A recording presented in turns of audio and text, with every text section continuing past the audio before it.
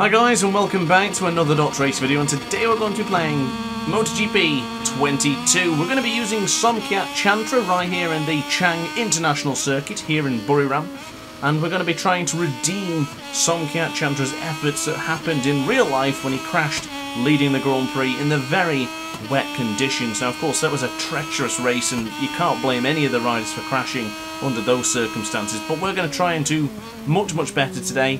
Try and secure the podium, and hopefully even better still, secure the victory. But we have gone wide into turn 3, 1.1 seconds clear of teammate Ayagura, so it's been a terrific start. Now it's been a while since I last played MotoGP 22, and maybe the first time I've done a race in God knows when, since probably the Peko Banyaya race I did in Malaysia, which may have been last week. So I'm still somewhat sluggish, but the Moto 2 bikes haven't been used for me in quite a while. So I'm very keen to see how well we do. I did have a quick practice in the wet conditions because, well, I've not touched the wet in a while. Not even in Superbike, to be honest with you. So this is already feeling rather unnerving in some corners. I don't really have the speed, and nor do I have the confidence to really push. But we're going to try and stay ahead of the rest of the riders and try and keep this lead as long as possible. If the riders, the AI, do catch up to me, then so be it. We'll have to do battle.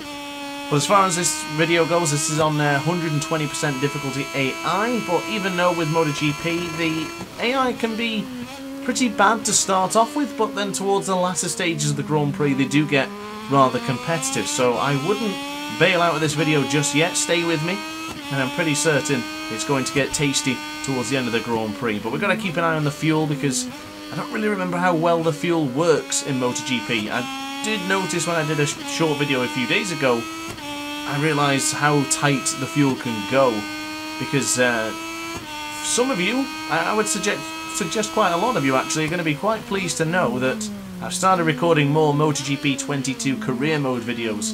Superbike 22 is coming to its conclusion, almost, a couple more rounds to go, and then I'm going to be getting back on with MotoGP, but I might just try and do both at the same time. If you want me to do both, then let me know in the comment section down below, and of course I'll try to accommodate with both championships going on at once. The difficult part would be to be very competitive in both championships, especially since Superbike 22 is really tough against the hardest difficulty AI, but here in MotoGP it can be sometimes quite competitive, and then sometimes it can be an absolute cakewalk. But regarding this race so far, we are in first position. We're 2 seconds clear from teammate Ayagura. Championship orders not in effect here, not when you're 2 seconds ahead. And now thinking of Ayagura, is he going to be world champion this weekend? Let me know in the comment section down below. But Ayagura second, Canet holding on to the third position.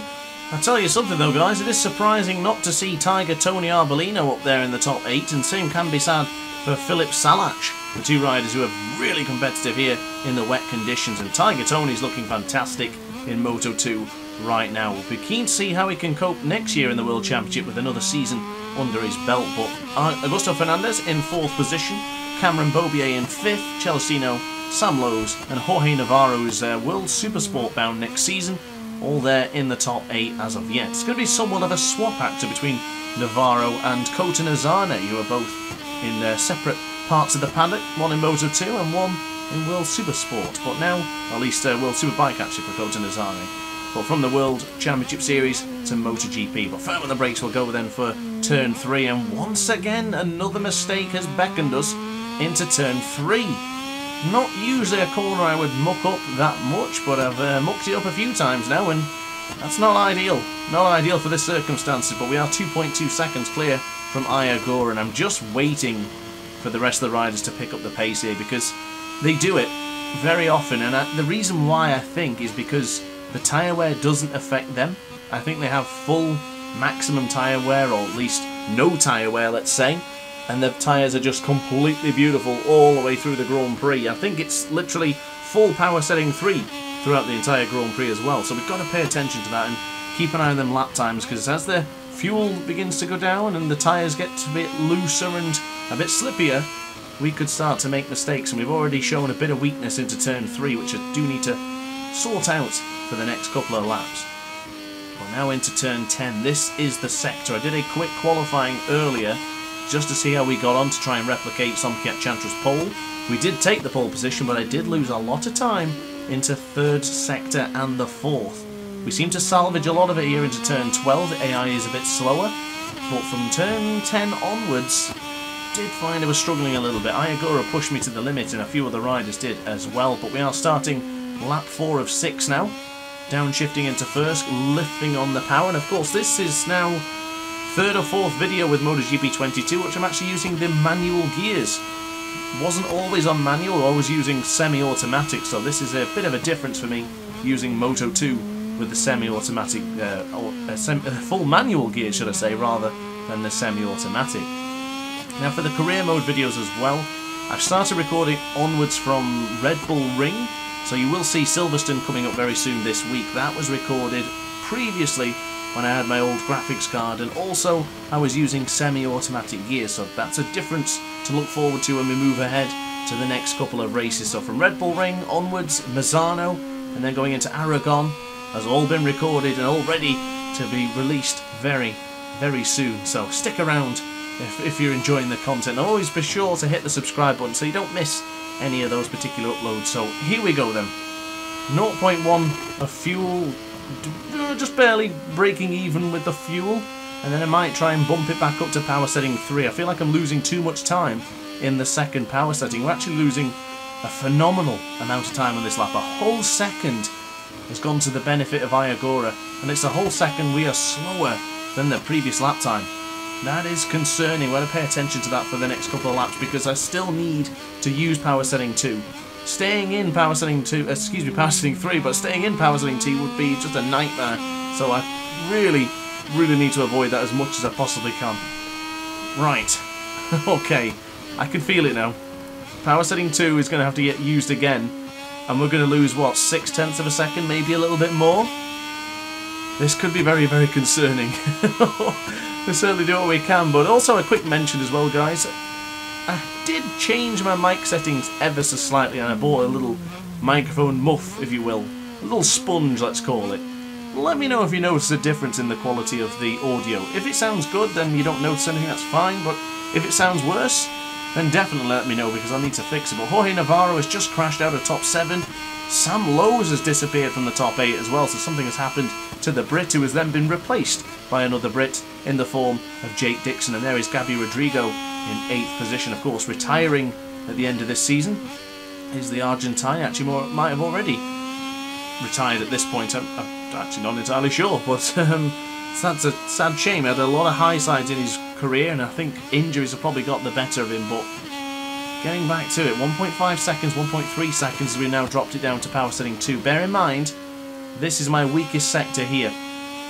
We've really got to pay attention to Ayagura's gap here. 1.1. It's down to a second. It was less than a second just briefly as we get the change of direction into turn 10. 0.8 of a second. If it drops to 7, then I'm panicking. I'm full panic mode if it drops to 0.7 of a second. Firm on the anchors will go for the final corner to set us up, or at least conclude the penultimate lap, to then set us up for the final lap of the Grand Prix. The tyres are taking a hounding. If those guys are on full fresh tyres because they don't have any tyre wear, then this is going to be scary. Ayagura, fastest man on circuit, a 1:41.668, goes for the Japanese rider and possible world champion-elect rider. Oh, Augusto Fernandez, speaking of championship contenders, has just found himself out of the Grand Prix. At least he's disappearing rapidly from the top 8 now, and Tony Arbolino, as mentioned earlier, up into the top 8. So power setting 3 being used for now, plus 0.1 fuel. We should, if I remember right, we should be able to use power setting 3 to the end. If it was on Superbike, that's how it would work, so I'm hoping this is correct. We are breaking even with the fuel.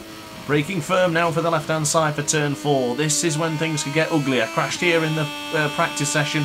We're good for now. That's where Somkiat crashed in real life, and we've just made a mess of turn 5. A gap of 0.7 of a second has disappeared to almost 0.2. It's less than 0.2 of a second now. The fuel is trending negatively here, guys.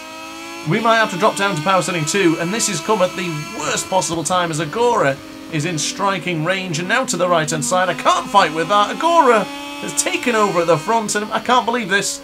It's all unravelling. It's gone heck to a handbasket in the final lap here in the Chang International Circuit. The Thai man is going to be mugged on the final lap of the race. I can't compete. We're going to run out of fuel, ladies and gentlemen.